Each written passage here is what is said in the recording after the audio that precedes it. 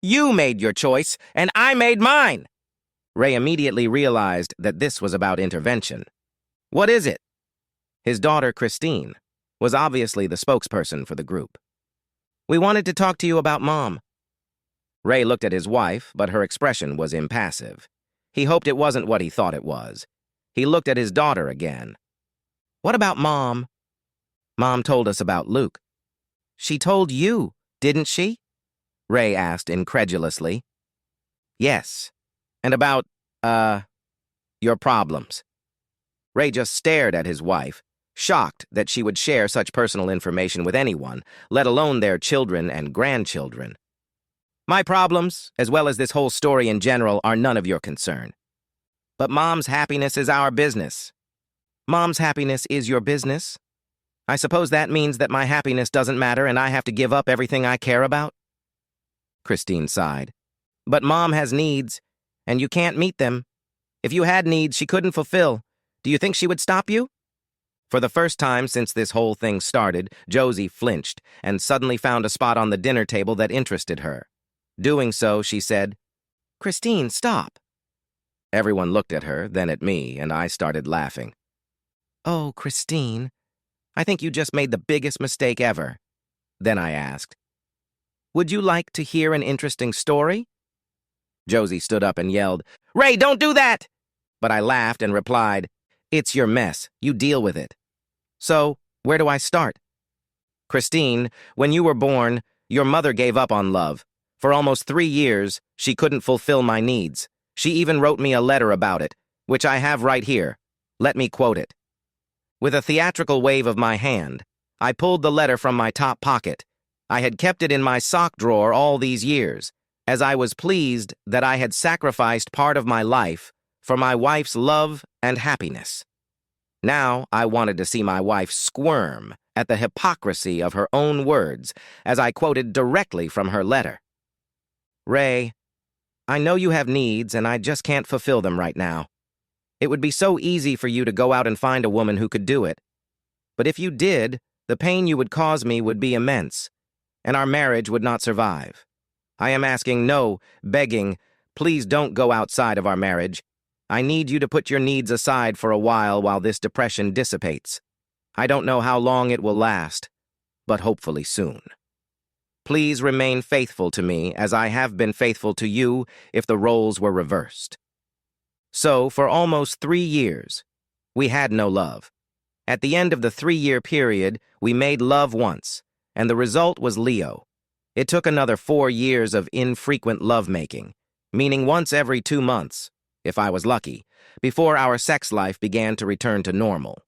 So, Christine, your mom and I hadn't made love, or made love very infrequently for almost 7 years, and I hadn't looked beyond our marriage.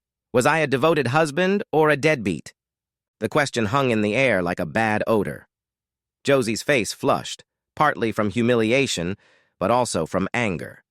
I knew that quoting her own words wouldn't please her because she always thought I should give her more than she gave me.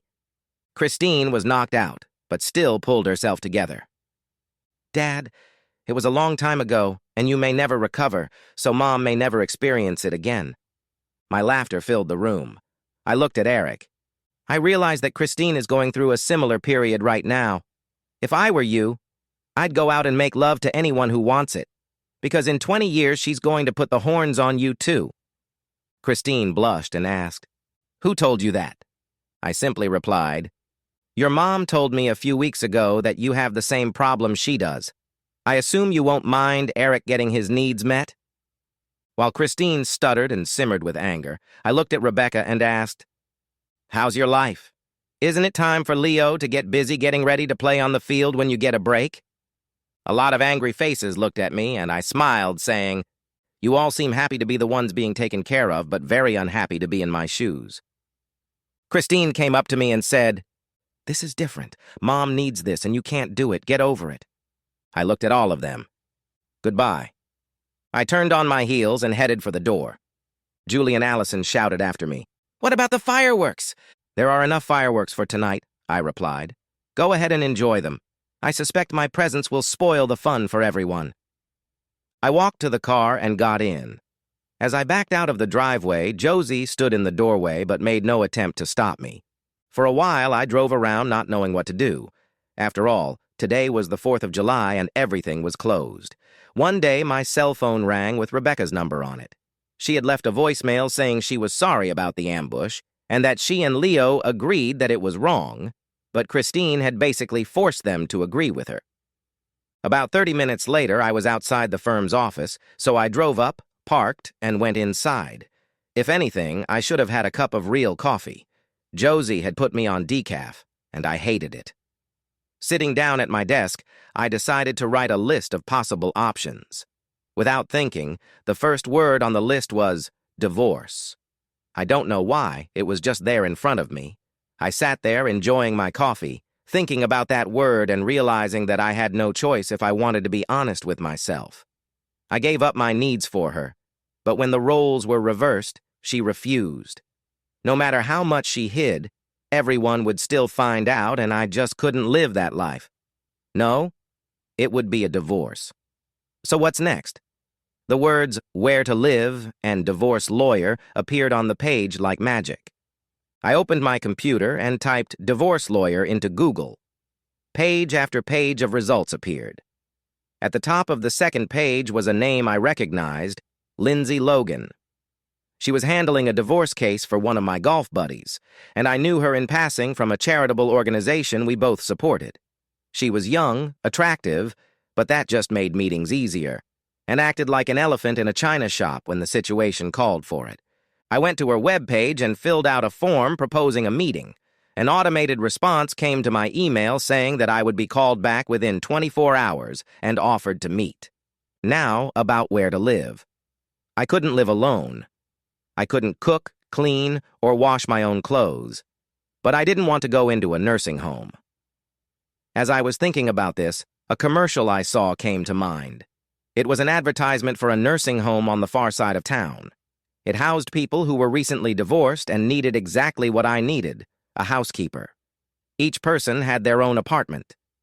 The front door led out to the parking lot, and the back door led into a space where a small restaurant provided meals, laundry, cleaning and ironing of clothes, and a maid to clean the apartment. After a few Google searches, I had the phone number for this establishment. I called, forgetting what day it was, and was surprised to be answered. It turned out that the manager or assistant manager were on the premises 24/7 and would be happy to show me around any time. I asked if I could come in now and was answered. Sure, why not? The drive from the office to the property took about 45 minutes, mostly due to road closures for the fireworks display. The manager showed me around the property and the apartment that was up for rent. To my surprise, I was familiar with 2 of the tenants and was invited to watch the game with them in the living room. I had a great time with old buddies and a few new ones. I even managed to have a beer. After the game, Sam, who we used to go fishing together before we got married and lost touch, asked me why I was here. My wife decided she wanted a younger model, I replied, and it's hard for her to understand why I'm not happy. Sam looked at me. Josie's always been a selfish fool, but this is colder than I thought. I looked at him in surprise. Did you know her? Sam made a strange face and said, Sure, I was friends with her brother, dated her when we were 12, when 6 weeks was a lifetime, and lived next door until we were 15. I wondered, I didn't know that. When we went fishing, you lived in Hillview. Yeah, Sam replied. My parents moved there just before we met, and then we kind of lost touch when you were dating Josie. I guess she didn't want you around me and kept you away from me. If you remember, you always had weekends where the guys would go out and stuff like that. You lost touch with all the guys. How many of your friends now were your friends before you met Josie? And how many were Josie's friends after you met? It was an interesting question, and I knew the answer immediately. None. It was a shock, but it wasn't. I always did everything I could to make her happy, and if there was a conflict between her happiness and mine, she always won. This Luke thing was just the ultimate display of selfishness. I went to the manager's office and said I would take the apartment. We did the paperwork, and I pulled out my card to put down a deposit. The manager looked at it and said, I think you should open a new account before you pay me. You don't want your future ex-wife to know where you are, do you? I didn't even have time to think about banking, phones, etc. He suggested I go to a new bank and open an account tomorrow. He looked at my phone. Upgrade this brick as well. You'll need a smartphone for banking and social apps. I had a face that made him laugh. Don't worry. 1 week here and you'll think of your smartphone as an old friend. I drove home to an empty house. The fireworks were already over, and I knew they would dismantle the canopies and get home around 11:30 in the evening. That gave me 45 minutes. Once in the office, I gathered all the financial information that the attorney had requested in the email. I kept everything in folders, so it was easy to copy everything, put it all in the car, and sat down as the others came through the door. Everyone stopped and looked at me like I had just burst balloons. Christine turned around and said, "Everyone go home. Mom and I are going to finish this with Dad." The rest of us couldn't wait to get out of the house, leaving Josie and Christine standing in the doorway looking at me while I sat in my chair and watched them. Josie started by asking me, "Why did you bring up our personal problems?" "They were personal, and this letter was written from the heart. I'm upset that you used it against me." Christine continued, "You ruined a day that was supposed to be perfect with your crap and then ran off like a cranky child." I didn't move or speak, just stared at them. Eventually, Josie yelled out, "Well, then say something, we need an apology, and then I expect you to call Luke and tell him that the body bag phrase was over the top." I started with Josie, and then I announced, "Your affair is over. If he ever shows up in this house again, we're divorced. Now get that excuse-making daughter out of this house before I say something she'll regret." Christine looked at me with disgust in her eyes. "There will be no divorce. So figure out how to deal with your bruised ego, and if I hear you lay a finger on Luke, you will never see your granddaughters again." I stood up and walked over to Christine, intending to intimidate her. It was obvious that the look on my face scared her, as my anger boiled over and she took a couple steps back. Josie stepped between us and said, "Christine, go away and I'll deal with your father." As Christine swiftly left the house, Josie said, "How dare you threaten your daughter like that?" Walking up the stairs, I said, "I'm moving into the spare room. I'm sick of being in the same room with you. Sleeping in the same bed is out of the question." I moved some of my stuff into the spare room and locked the door. Josie used the spare key to unlock it, but I stood at the door and said, "I'm going to push you out of this room if you don't leave. I have no interest in being with you." Her face reflected surprise and shock, but she backed away from the door, which I immediately closed in her face. I slept pretty well, all things considered, and the next morning I was up and out before Josie got up. The first thing I did was go to the office to ask for a few days' vacation. I explained to my supervisor what had happened, and he said it was okay to take a week off without triggering my vacation entitlement.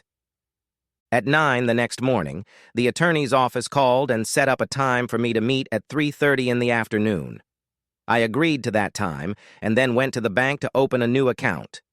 The bank employee showed me how the banking app worked, and I verified that it was very simple. Everything was set up to transfer half of the funds to my new account. I then went to the mall and bought a new cell phone and contract. I went back to the bank and they set up the mobile banking app for me. After that, I went to the nursing home and used the banking app to pay the deposit. From there, I went to a furniture store and ordered a new bed, furniture, TV, etc. for my new apartment, asking for them to be delivered to the apartment by Wednesday. At the store next door, I also bought 2 large suitcases. At 3:30, I was sitting outside my future lawyer's office. The receptionist told me to come through, and as I entered her office, I was shocked. I always remembered Lindsay as attractive, but now she was a vision sitting in front of me. She looked up and smiled. "You've changed since the last time we spoke," I said. The smile turned to laughter. I was about 15 years old. I hope I had changed, and hopefully for the better. I just couldn't contain my smile when I said it. "You bet!" She clearly didn't remember me from charity events, to which she must have dressed less than elaborately. After that, the meeting was entirely business. I told her what had happened and gave her all the financial information. The offer was that she would keep the house, half of her savings, and receive spousal support of $500 a month for 2 years. I would keep my pension, and she would have to keep working.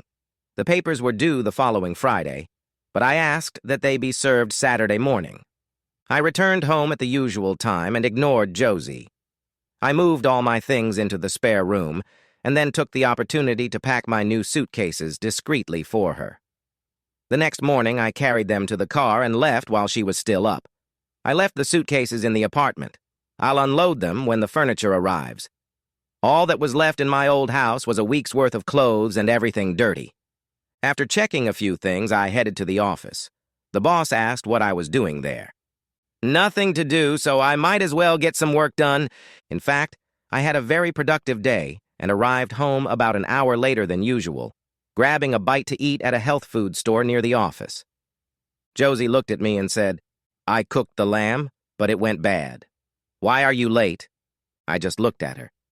Never mind," and went to the spare room, locking the door. I heard Josie knock on the door. "We need to talk. We can't go on living like this." I opened the door. "Wow, Sherlock. I can't live with you cheating on me every weekend. Until this is over, nothing is going to change." Her face turned red and she screamed, "You have no respect for my feelings, needs, or happiness. You have to man up and work on this marriage or it will be a thing of the past."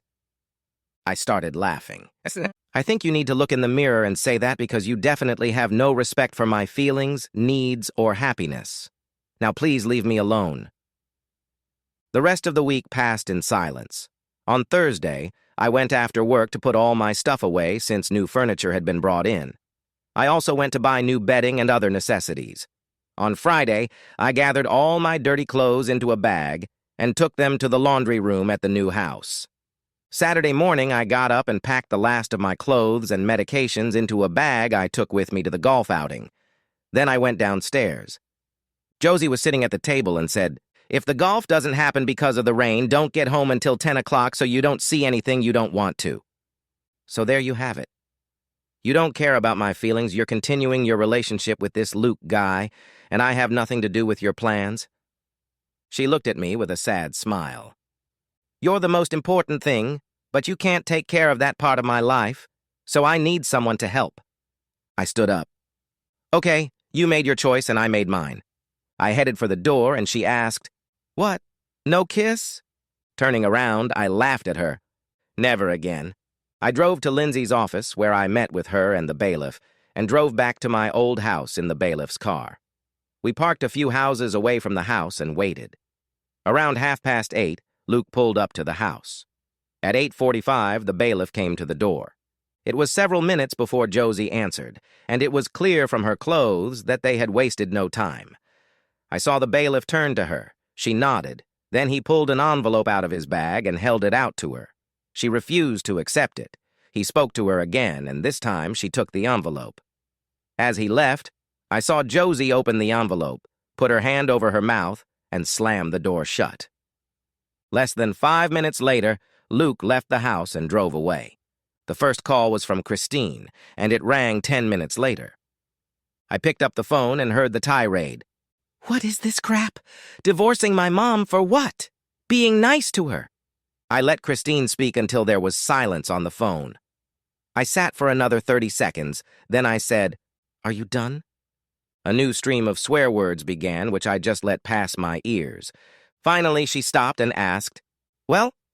My answer, "Well, what?" made her hang up. Lindsay and I finished the final papers so they could be turned over to Josie's attorney. I also gave Lindsay limited power of attorney and the right to represent me in court in case I failed to appear. As I was leaving, I saw Leo parked outside Lindsay's office. He looked at me and said, "We're all looking for your car. I'm here to drive you home so you can get this nonsense over with." I walked past him and headed for my car, but when I reached for the door, he held out his hand, preventing me from opening it. "Get in my car, now!"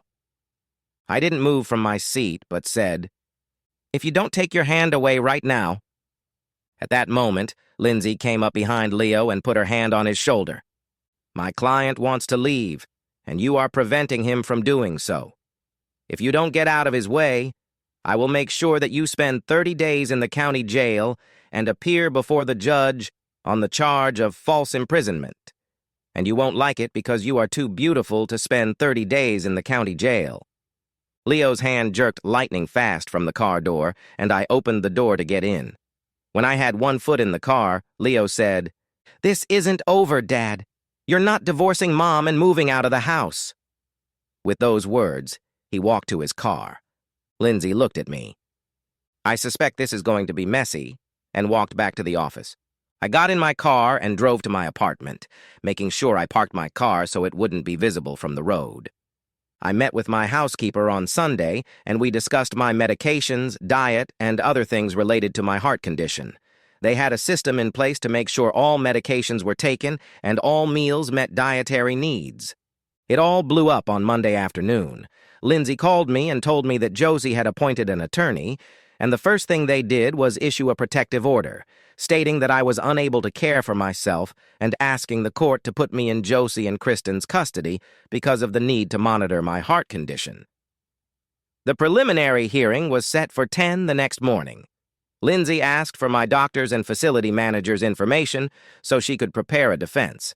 At 10 in the morning, the hearing was scheduled, and Josie's attorney stood up, stating that I was incapable of taking care of myself, that Josie had complete control over my medical condition, and I should be placed in her custody.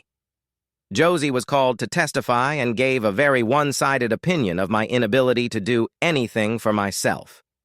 Things went south when Lindsay asked her what she would do about the divorce petition if the decree was granted, to which Josie replied, "Revoke it, of course." Lindsay then turned to the judge and said, "Your Honor, this is an attempt to stop the divorce. It has nothing to do with my client's well-being," and sat back down. Lindsay then called the facility manager, who explained that it was a nursing home and they had a system in place to ensure that medications were taken and dietary requirements were met. She then called my doctor to the stand, who had visited the facility to review the process and said it was as good as anything he had seen and had no problems. The judge looked at Josie's attorney and called him to the stand. After a heated discussion, the judge said, "I will not grant this order, as it is obvious that the medical evidence is contrived, and the real reason is to try to stop the divorce. All dismissed." After we left, the doctor turned to me and said, "Call me. I've looked at your medication charts, and I think we need to review them." Christine stayed behind Lindsay, and as the doctor left, she said, "Dad, this isn't over. You have to get over your ego and get back to Mom, or she will get mad at you and actually sign those papers." I laughed. "Oh, please let her do it and hurry up." The next day, I was sitting in the doctor's office, and he said, "I noticed that you are still taking a very high dose of ACE, which is causing your blood pressure to be too low. I think we need to take you off of it altogether. At your last checkup, your blood pressure was indeed too low. Starting today, I want the dose reduced by 10 milligrams a week. I will send a letter to Mrs. Davidson at your new address. Over the next 2 months, the dose of blood pressure medication was reduced to 0. About 2 weeks after the last appointment, Sam and I were sitting watching TV when the manager brought in a woman who wanted to rent one of the apartments. I found her immediately attractive, and the slight arousal was a strange, disconcerting, but very pleasant sensation. It was something I hadn't experienced in a very long time. The first hearing on the divorce petition eventually took place after Josie had put up every possible obstacle. Lindsay presented the petition as a simple, irreconcilable divorce and asked that it be granted without delay. Josie's attorney came forward and said that the reason for the divorce was a misunderstanding on my part and asked that 12 counseling sessions be scheduled, which was the maximum in our state, so that we could work out the issues and find a way to move forward. The judge looked at Lindsay and said, "Your client has been married for a long time. I think they should see if anything can be salvaged." Then, addressing the court as a whole, he said, "I am scheduling 3 counseling sessions, after which the counselor must report back to me on progress. The counselor must be agreed between the parties." The decision about the counselor was traumatic. Josie's first suggestion was to use one of her friends from the golf club. This suggestion was immediately rejected, and we eventually settled on a counselor who Lindsay knew was impartial. The first session went badly from the start. Josie began by saying that she had needs and that it was unreasonable of me to prevent them from being met. When I explained that adultery was involved, she became furious, saying that it was a simple need and that I was not up to the job, and how could I expect her to remain faithful under those circumstances? When I produced her letter, which she tried to snatch from the counselor, saying it was irrelevant, the counselor lashed out at her, stating that she clearly did not see marriage as equal. The second session was even worse, as Christine stormed in mid-session and demanded that the counselor tell me to stop being selfish and tell the judge to stop the divorce. After the second session, the counselor wrote a letter to the judge and said there was no point in continuing because there was no prospect of saving the marriage. Over the next 3 months, Josie's attorney used every procedural tool to delay the divorce, asking for medical and psychiatric evaluations, claiming that I was mentally unstable and that my medications made it impossible for me to make rational decisions. The final Hail Mary came 2 days before the final hearing. I was found capable of making independent decisions, and Lindsay filed a motion with the court to make that hearing final, a motion that probably should have been granted. In the evening after dinner, I sat in the living room and talked with Angela, the new tenant whose presence had caused me to stir. We had become friends, and the mutual attraction grew with the excitement in me.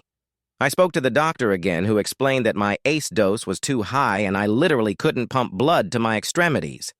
It turned out that Josie had demanded that the medication be kept high, believing it would be better for my health.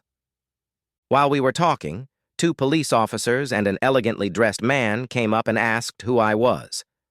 When I gave my name, the man handed me an envelope stating that my children had been granted temporary rights under an indefinite power of attorney, and I was to be placed in protective custody until a full hearing. As I was being physically escorted out of the building, I yelled to Angela to call Lindsay Logan, my attorney, and ask her to find me. I was taken to a local hospital where I was placed on a bed in a secure ward. About 2 hours later, I heard Lindsay at the counter, but she was told that the attorney's POA, a legal authorization that gives an agent or trustee the authority to act on behalf of a person called a fiduciary, had instructed that she was not allowed to see me. At 9 the next morning, Lindsay and the bailiff entered my room, and the nurse following them said, "You can't come in here." The bailiff turned around and handed her a piece of paper that said, "This is a power of attorney that says we have the right. If you obstruct me, I, as a representative of the court, can use any means necessary to gain access. And believe me, after what happened to him last night, I will not be gentle with you." The nurse quickly stepped aside, and Lindsay walked over to me with the words, "Get up quickly and get out of here. They're going to try to stop this." The bailiff unlocked the handcuffs, and we literally ran out of the hospital and into a cab. Lindsay drove me to her house and sat me down over a cup of coffee to explain everything. At the time of my heart attack, I had signed a power of attorney for my children.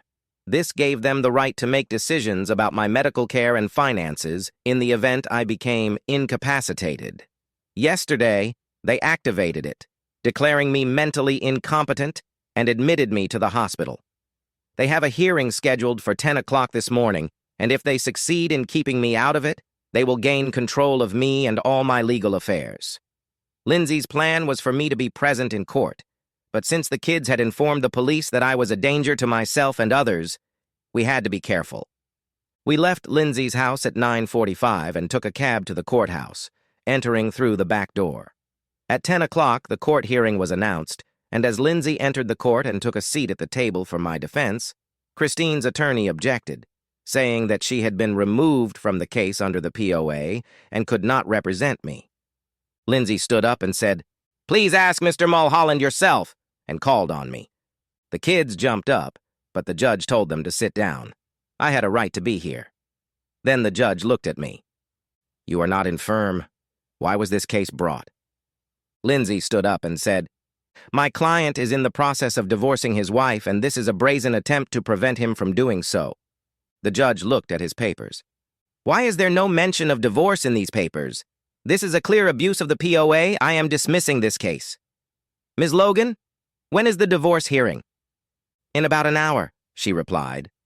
The judge looked at the children's attorney and said, "If there are any objections to the divorce decree, both of your clients will go to the district court for 21 days.